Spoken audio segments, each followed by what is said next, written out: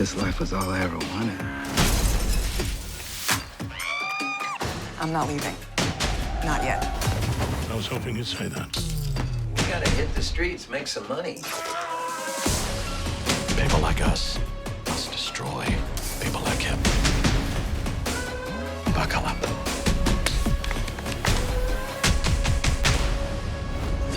Get Showtime free at Showtime.com. UFC on Vegas 3 or UFC on ESPN 11. BC, let's go to you first on this one. Curtis Blaydes defeats Alexander Volkov via unanimous decision in the main event. Some weird judging in there where some of the judges had it 48-47 for Volkov, but okay.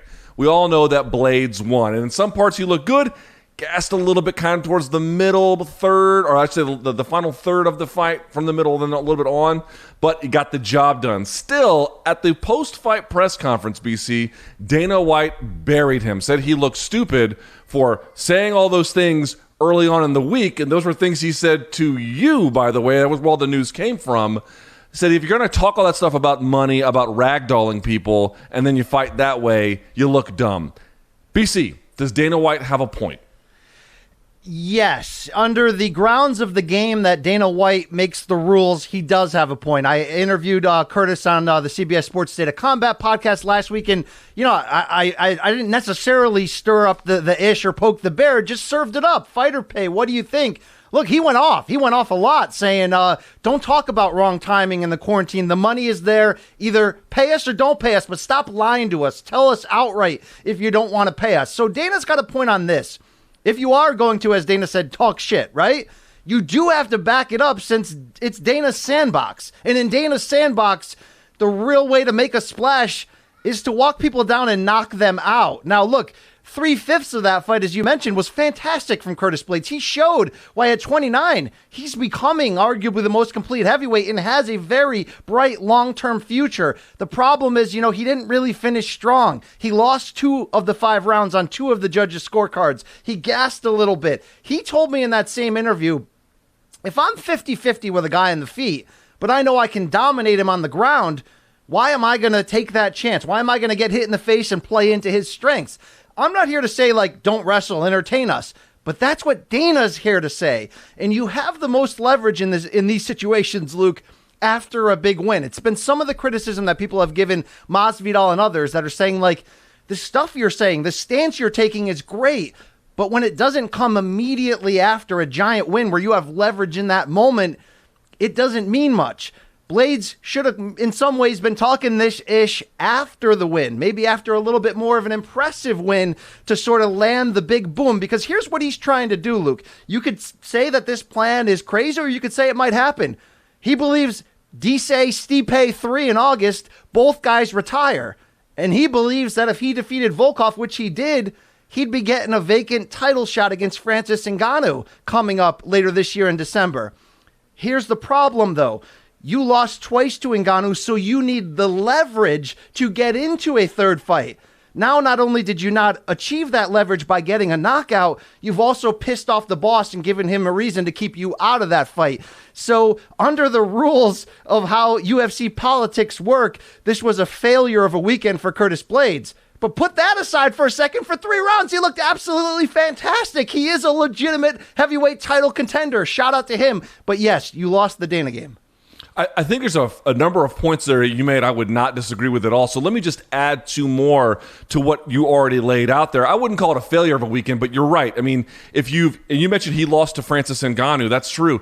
He didn't just lose, he got stopped twice. And then the second time in the rematch, even quicker than the first time. So trying to leapfrog him or even just be on the same place that he's in, it's going to be really, really difficult. You want to do that, you got to go out there and put your stamp on a guy irrespective of the pay comments. And as you noted, you put the pay comments on top and you just boxed yourself in a way where it's going to be hard to get out of that. Now, I will say this. Number one, I like how he is kind of leaning into the fact that sometimes people boo him when he wrestles.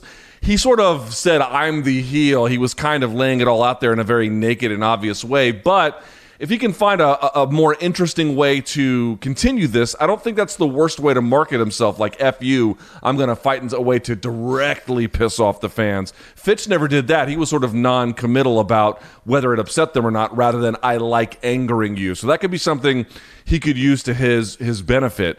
The other thing I think I would say is, in Curtis Blaydes' defense, and again, you got to play the game smart as you can, it's worth knowing here and realizing Volkov is starting to be the guy who's hard to look good against, right? Because Derek Lewis got a win against him, but it was a Hail Mary after getting tuned up basically for the better part of 3 rounds. And you look at the Verdum fight now, Verdum lost that one, but he was kind of winning, but it's hard to like pass his guard. It's hard to like land a big shot on the ground and pound. And even when you tag him on the feet, he doesn't really go away. He's really, really hard at this stage to do a whole lot with. And so I think what you saw was he's got good survival instincts.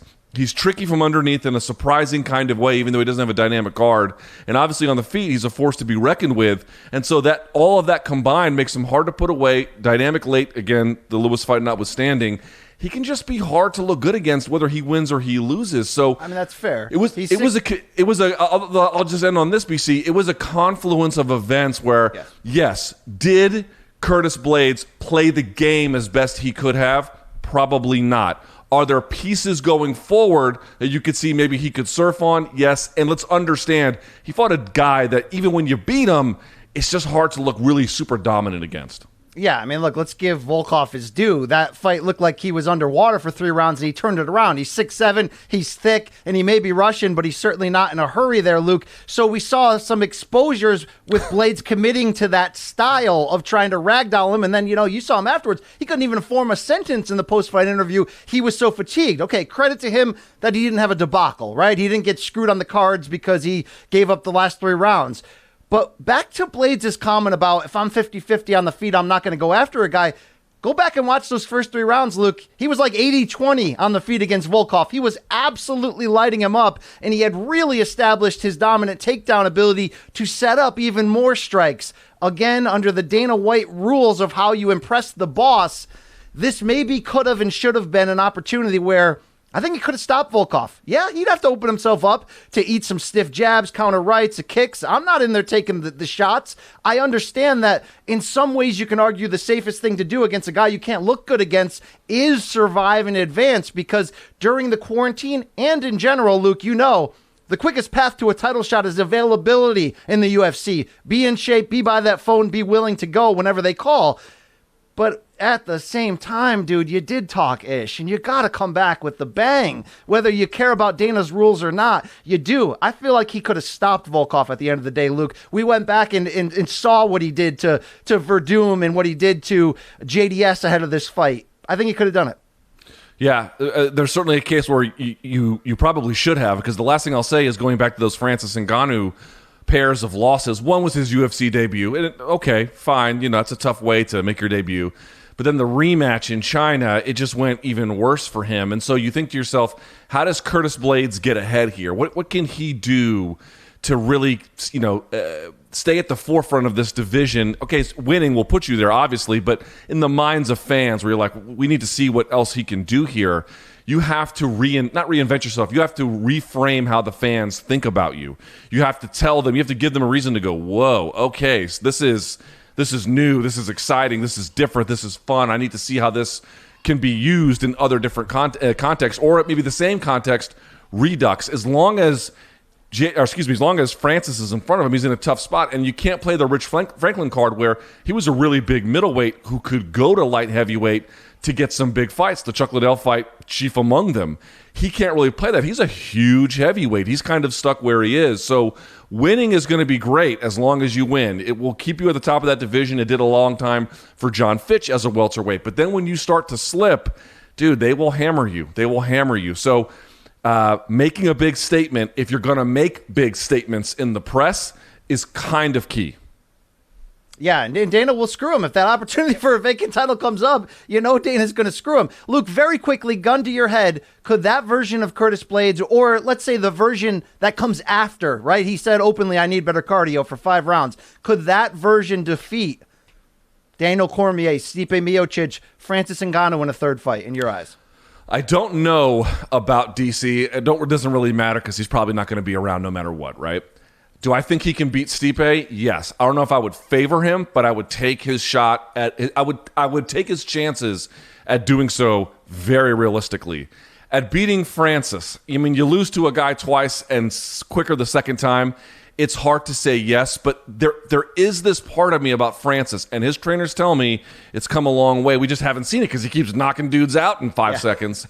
How good is his wrestling in cardio since the Stipe fight? How much has Francis improved? I don't know if Curtis will be the guy to test that, but Curtis has some of the abilities you would think if he can survive early that can test that.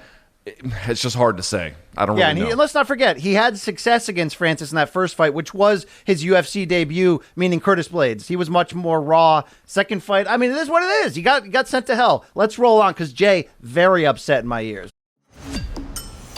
This life was all I ever wanted. I'm not leaving. Not yet. I was hoping you'd say that. We gotta hit the streets, make some money. People like us must destroy people like him. Buckle up.